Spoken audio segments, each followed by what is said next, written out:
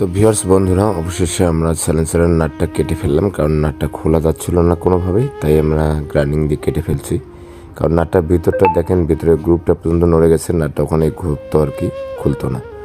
তো যাই হোক, এটা রাখি। এখন আমরা হেডটা দেখবো। দেখেন হেডটা কত পরিমাণ ময়লা হয়ে গেছে। এত পরিমাণ ময়লা হওয়ার কথা না। ফুল স্টক বাইক সাধারণত এত পরিমাণ ময়লা হয় না, আর যখন আপনার মোবিল খাবে তখন এত পরিমাণ ময়লা হবে। এখন আমরা পিস্টনটা দেখবো। দেখেন পিস্টনটাও সেম অবস্থা। পিস্টনের মাথায় দেখেন প্রচুর পরিমাণে ময়লা, একদম কাই হয়ে গেছে দেখেন।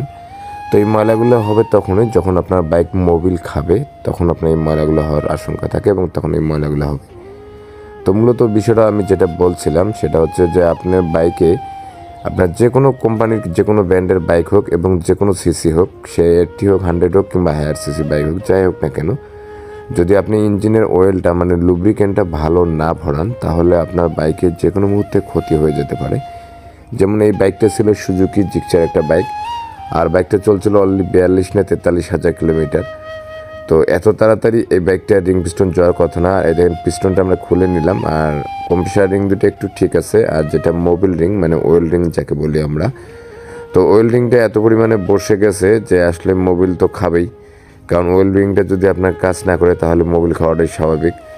আর এটার মূলত কারণ হচ্ছে ইঞ্জিন অয়েল। ইঞ্জিন অয়েল যখন আপনি নন গ্রেডের কিংবা যে কোনো বাইরের লোকাল মোবিল ভরবেন, তখন আপনার বাইক রিং পিস্টন নষ্ট হবে, ইঞ্জিন বেয়ারিং নষ্ট হবে, ক্র্যাঙ্ক শেপ নষ্ট হবে, তারপর ক্লাচ প্লেট নষ্ট হবে।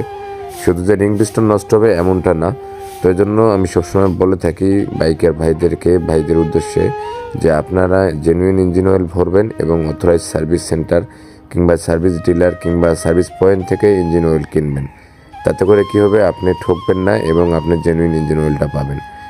আর ভাই, একটা ইঞ্জিন অয়েল কিন্তু একটা বাইকের হচ্ছে জীবন। তো আপনার বাইকটাকে সুস্থ রাখতে গেলে, ভালো রাখতে গেলে আপনাকে ভালো ইঞ্জিন অয়েল ভরতে হবে, ভালো লুব্রিকেন্ট ভরতে হবে, তবে আপনার বাইকটা ভালো থাকবে।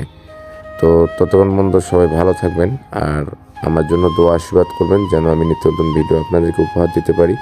এবং যারা নতুন, আমার পেজটা ফলো করবেন, লাইক কমেন্ট শেয়ার করবেন, এবং আপনাদের যে কোনো মতামত কমেন্ট করবেন, আমি রিপ্লাই দেবো। ধন্যবাদ।